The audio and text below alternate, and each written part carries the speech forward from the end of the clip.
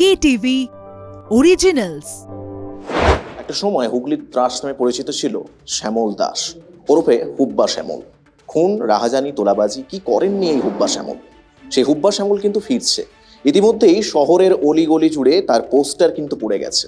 যে মানুষটা এই হুব্বা শ্যামলকে ফেরাচ্ছেন, তার সাথে এই মুহূর্তে কথা বলবো। নতুন করে পরিচয় করাবার কোনো অবকাশই নেই। রাজ্যের মন্ত্রী, আমাদের সকলের প্রিয় নাট্য ব্যক্তিত্ব ব্রাত্য বসু। প্রথমে আপনাকে স্বাগত। ধন্যবাদ। নমস্কার। কলকাতা টিভিকে। হুব্বা শ্যামল, এই যে চরিত্রটা, প্রত্যেকটা সিনেমা যখন তৈরি হয়, একটা কোথাও গিয়ে মানুষ যখন হলে গিয়ে সেটা দেখে, সেটা বার্তা আসবে, এরকম একটা এক্সপেকটেশন থেকেই যায়। এই ছবিতে কি থাকছে? না, সিনেমায় কি লোকে বার্তা পেতে যায়? না, সিনেমায় মূলত লোক আনন্দ করতে যায়। সিনেমায় তো আমার মনে হয় যে লোকের মানে সিনেমা আমাদের জনজীবনে এমনভাবে জড়িয়ে আছে প্রাক স্বাধীনতা যুগ থেকে।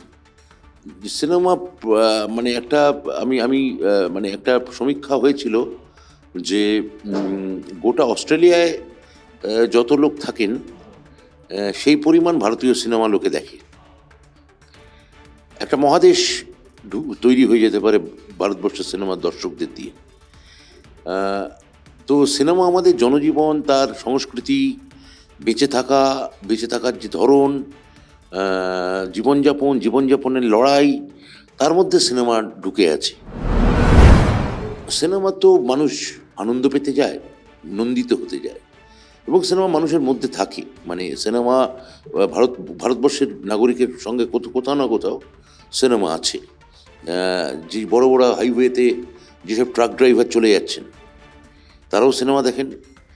যে যুদ্ধের বাংকারে যে সমস্ত সৈনিকরা লুকিয়ে থাকেন, যুদ্ধ করছেন, তারাও সিনেমা দেখেন। আবার বড় বড় 5 স্টার হোটেলে যারা এই মুহূর্তে হয়তো স্ত্রীকে নিয়ে ডিনার খেতে যাচ্ছেন বা পরিবার নিয়ে ডিনার খেতে যাচ্ছেন, তারাও সিনেমা দেখেন। তো সিনেমা আনন্দ পাওয়ার জন্যে, সিনেমা মানে মানে বিনোদিত হওয়ার জন্যে।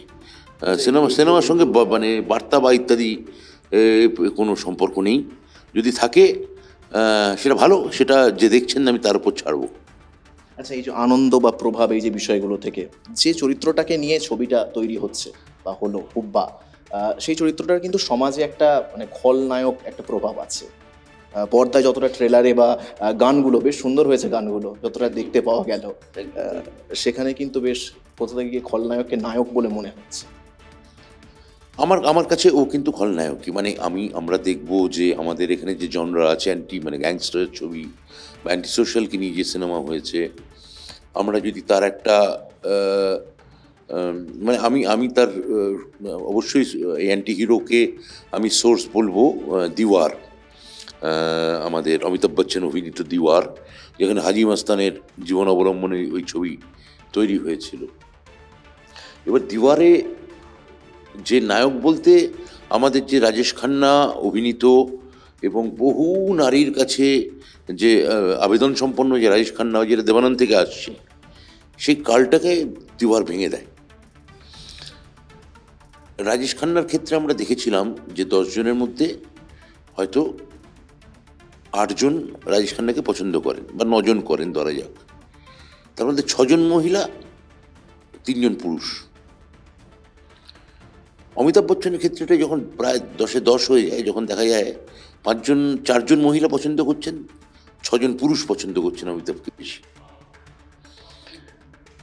তো এই ভাগাভাগিগুলো তো ছিল, তো এইখানে হাজি মাস্তানকে বা দিওয়ার যখন তৈরি হলো, দিওয়ার যে ঘরানা তৈরি করলো, সেটাকে আবার 97-98 সালে সত্যা ভেঙে দিল। তো আমি আমার ছবির ক্ষেত্রে একদম সম্পূর্ণ অন্যভাবে আমি ট্রিট করেছি। এগুলো কোনো প্রভাব নেই বলেই আমি মনে করি। এবং এই খলনায়কই, আপনি যে প্রশ্নটা করছিলেন, ও খলনায়কই। এবার বাঙালি খলনায়ক যেমন হতে পারে, মানে তার মধ্যে কতটা খলনায়কত্ব বেশি নাকি কমিক্যালিটি বেশি, সেই নিয়ে একটা দ্বন্দ্ব দর্শকের তৈরি হতে পারে। আচ্ছা, আপনার একাধিক সাক্ষাৎকারে আমিও দেখছিলাম যে মোশাররফ করিম এই যে চরিত্রটার জন্য একদম প্রথম থেকেই আপনার পছন্দ ছিল। একসাথে ডিকশনারি করেছেন, তারপরে এই ছবিতেও একসাথে কাজ করলেন। পরবর্তী কোনো ছবিতেও কি দেখতে পাওয়া যাবে বা আপনার পছন্দের? আমার ধারণা, আমার পরের ছবিতে মোশাররফ করিম থাকবেন। আমার তো তাই মনে হচ্ছে। মোশাররফকে তো রাজি হতে হবে। তা আমার মানে এখন অব্দি মনে হয় মোশাররফ পরের ছবিতেও আছেন আমার। তার কি চিত্রনাট্যের কাজ কি ইতিমধ্যেই শুরু হয়ে গেছে? হ্যাঁ, শুরু হয়েছে কিন্তু কবে করব এখন আমি আপাতত সামনে আমার যে জনপ্রতিনিধির যে কাজটা আছে অর্থাৎ লোকসভা নির্বাচন, সেখানে প্রচারের কাজে বেশি সময় দিতে চাই। হুব্বায় তিনটে গানই শিলাদার কণ্ঠে শুনতে পাওয়া গেল, তো বিশেষ কোনো কারণ আছে? I like shilajit, I do like, এবং এই ছবি যে ধরনের নাশকতামূলক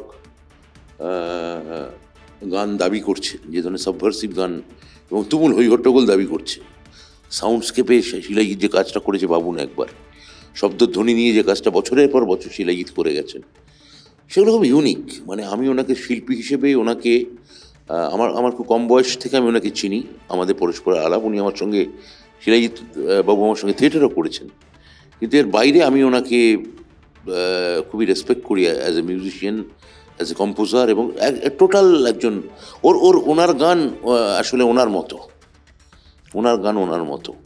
এবং ওর গান আসলে ওর ব্যক্তিত্বের মানে প্রকাশ। হ্যাঁ, সেটা আমি খুব পছন্দ করি। বাংলা সিনেমার ক্ষেত্রে যখন নতুন কোনো সিনেমা বের হয় তখন কোথাও গিয়ে যেন একটা রাজনীতি মিশে যায়। সিনেমা মুক্তির ক্ষেত্রে নন্দনে প্রকাশ পাবে কিনা বা নন্দনে আসবে কিনা, তো হুব্বার ক্ষেত্রে কি সেরকম কোনো বিষয় নন্দনে আসবে? তো হুব্বা আমি তো আশা করছি, আমরা আবেদন করেছি, আশা করছি সেটা রাখা হবে, এই আর কি। একাধিক ক্ষেত্রে নন্দনে যখন সিনেমা দেব অভিনীত প্রজাপতি যখন মুক্তি পেয়েছিল, মিঠুন চক্রবর্তী আছে বলে নাকি নন্দনে সেই ছবি মুক্তি দেওয়া হয়নি। এই যে বিষয়টা, বিরোধী দলের মানুষজন থাকলে সেখানে মুক্তি পেতে দেওয়া হবে না, এই বিষয়টা কিভাবে দেখছেন? দেব তো বিরোধী দলের লোক বলে আমি জানি না। শাসক দলের লোক, কিন্তু মিঠুন চক্রবর্তী বিরোধী দলের লোক ছিল বলে শোনা গেছে যে নন্দন কর্তৃপক্ষ নাকি সেটা অ্যালাউ করেনি। অত শোনা কথায় কান দেবেন না। হুব্বা নিয়ে দর্শকদের উদ্দেশ্যে কি বার্তা থাকছে? ছবিটা দেখুন, সিনেমাটা এনজয় করুন। এই সিনেমাটা দেখলে আপনাদের ভাল লাগবে, আর ভাল লাগলে নিশ্চয়ই অন্য লোককেও আপনি বলবেন, এইটা আশা করতে পারি। অসংখ্য ধন্যবাদ।